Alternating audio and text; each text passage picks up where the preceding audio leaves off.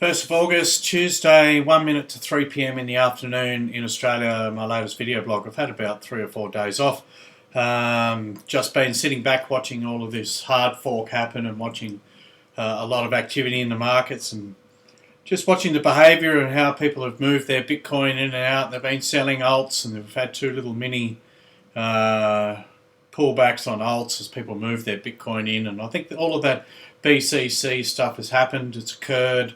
Bitcoin rose to about 2,800 US dollars, and it's sort of pretty much, I think, it's hanging out there at the moment. So we didn't see a big pullback from that either. So it went up to $300 in a pretty short period of time, and from here, I'm pretty confident that we're going to see Bitcoin hold its value to a degree and should push forward now. That's what everyone's expecting, a lot of the analysts. That's what I feel is going to happen. We're going to see new money come into the space in the next couple of months in both altcoins and Bitcoin, and they should take each other up even further to where they are now. So, I mean, that's what I'm hoping, and that's a lot of these coins are going to evolve and develop, and there's a lot more news. I know that Verge came out with a whole heap of new wallets. They're announcing those today, and they've got smart contracts coming later in the month. And we've seen a lot of the ICOs sort of starting to settle down, and I think all the legitimate ICOs,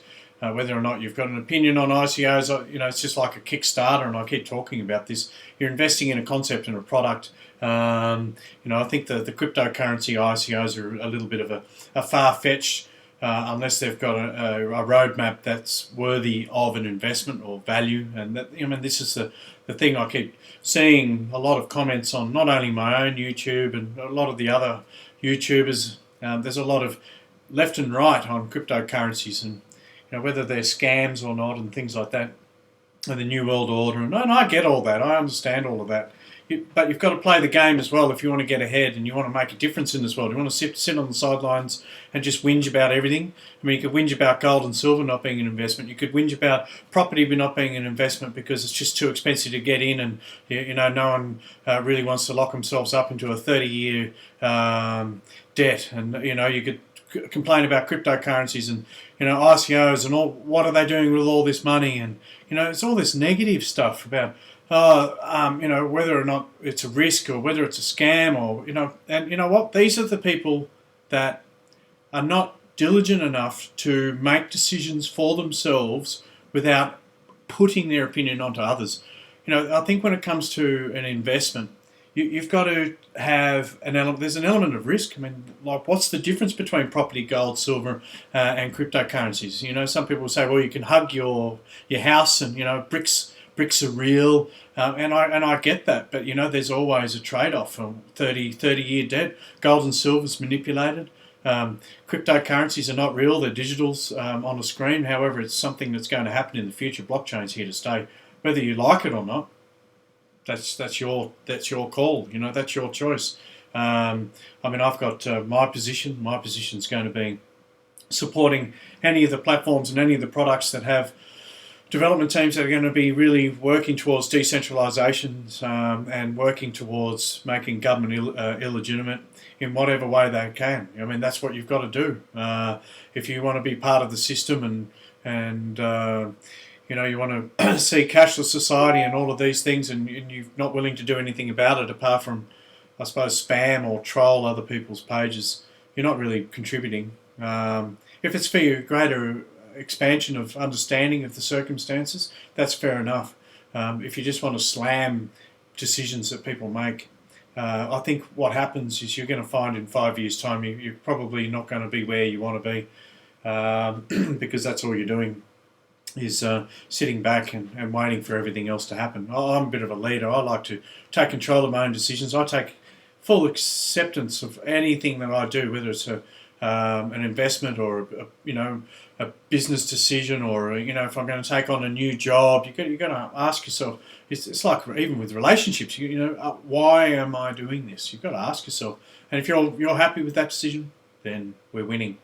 What I wanted to share with you today is just a couple of things. There's a bit of a rumour. I don't like spreading rumours, but they've used the word rumour in this document from Cointelegraph about Poloniex being possibly insolvent.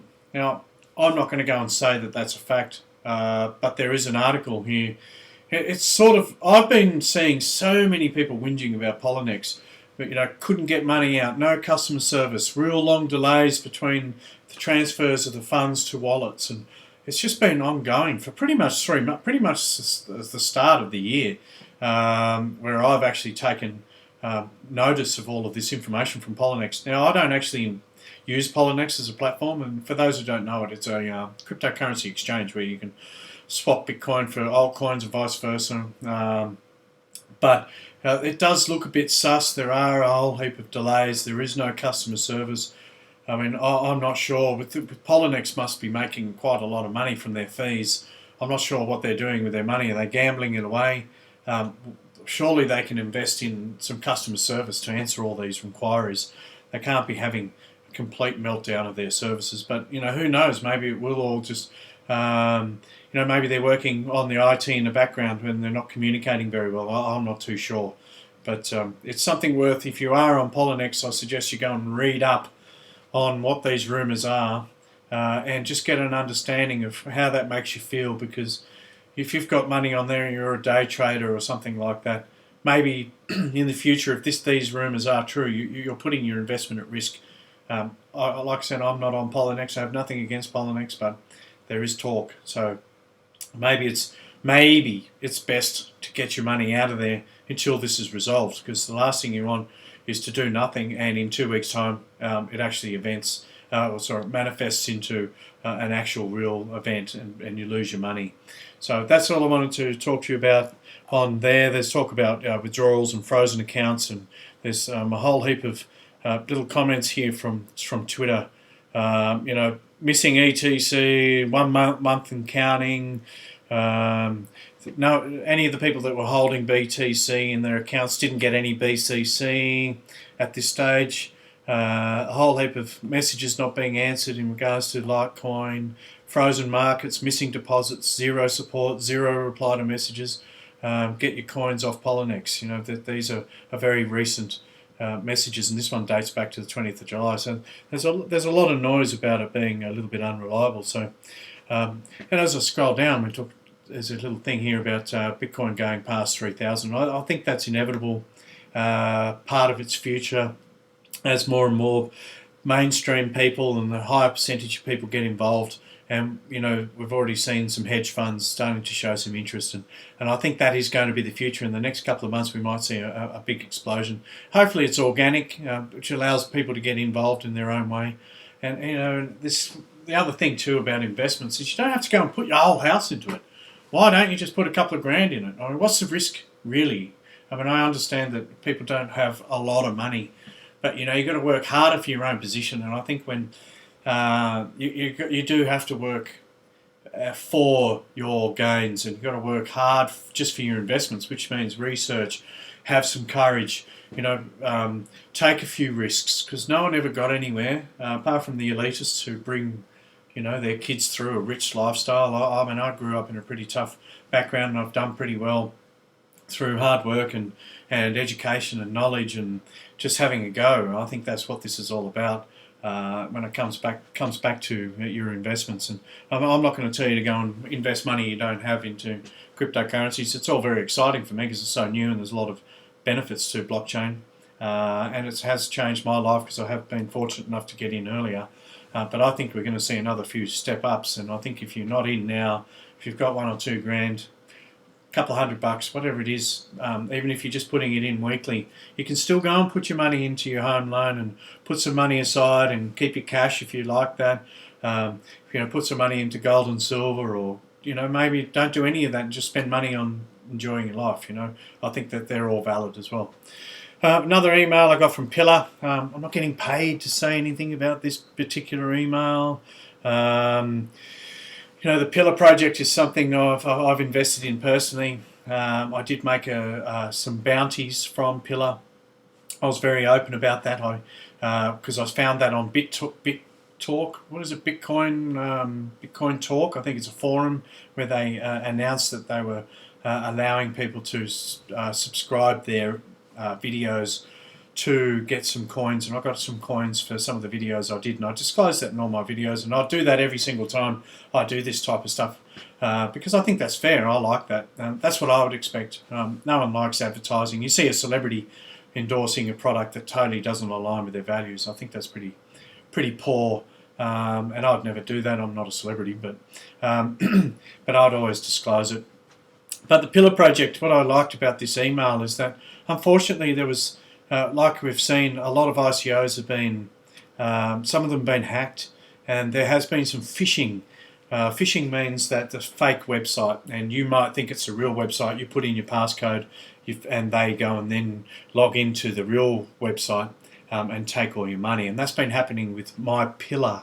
Sorry, not my Pillar, my Ether wallet, and they changed one of the L's for an I, and I think it was my Wallet, if you like, and some people actually got done by that, and they put in their password and they lost their Pillar and they lost their Ether and pretty much any of the other tokens that were in those wallets. Now what Pillar is saying here, there was 35 people accidentally sent their Ether to a testnet address. They're going to reimburse those 35 for any of the ETH they sent, and there were 21 victims of phishing attacks who lost their Pillar because they entered their data into one of these fake websites. You know, this. I think this is pretty admirable, really. I mean, they've generated millions of dollars, and here they are giving out some tokens to people who, you know, it's always unfortunate if you get scammed, but you've got to take responsibility for how you behave with your money. And if you're totally ignorant, you've never done it before, and you don't know about phishing sites, and it was just an oversight, you know, I think that's probably fair enough, but you can't ask Pillar to reimburse it. And I think that what they've done here is a really good show of support for anyone that invested in them, and they're going to contact people because they know who they are, so you can't just go and make a claim or anything like that, not that I know, so they don't want you to go and contact them. It's a one-time reimbursement for anyone that sent their money to the wrong testnet address. In regards to the phishing attacks, I'm not too sure what they're doing with that. I personally believe that they shouldn't. If I made a mistake and I lost my money on a phishing website, I'd probably say, well, that was my mistake, keep your money, I'll learn from that lesson for the next time. I'd feel a bit funny about taking money from them because it was my mistake. However, you know, you can't dismiss their effort here. I think it's a very admirable, very respectable thing to do, and it shows some pretty good nature, and I think some good signs there from Pillar Project. But that's all I wanted to talk to you about. I want to keep that short. I want to make sure that I keep sharing my videos and making sure that the content is valid. I don't want to just go and talk shit about anything. There are a couple of ICOs that I'm interested in, and just new products, and there's all sorts of stuff happening, you know, and I've got certain coins that I like, and I'll keep talking about them to encourage other discussion, and I think that's what this is about. It's not about pushing anything.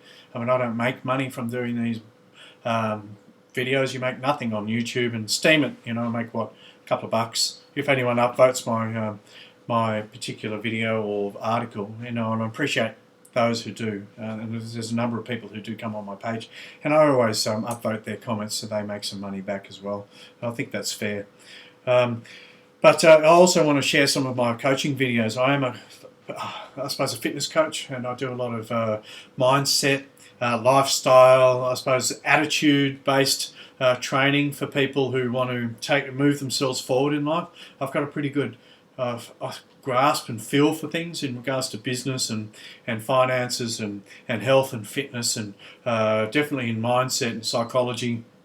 It's got me this far in life, and I think a lot of people respond to it. I've got a gym with over about 200 plus members, and they're still hanging around, and they obviously get some value out of the energy that we flow through this place, and I want to be able to do that in these videos too, and I'm going to probably start getting back onto those and doing a few. So you will see some of those pop up, and if they, you know, if they're valid for you and you get something from those, then that's great as well.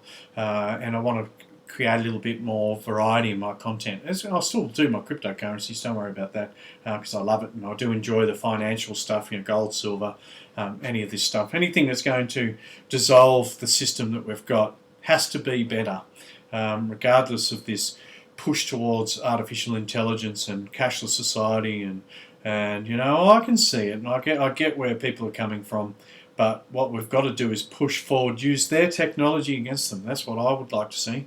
How about we look at it that way? Instead of trying to resist, let's get right behind this and look for decentralized solutions, support the companies that are going to create decentralized governance. I'm going to keep saying it at the end of every video until people start going, oh wow, we could probably get away with the system that we've got. Because once we get a great idea and the world shares it, I think we can do it. Sure, we'll meet with some resistance, don't worry about that. But that's what it's all about. So that's all I got. Thanks for watching, guys. Let me know what you think in my Steem and on YouTube, and I'll do another video soon. Thanks.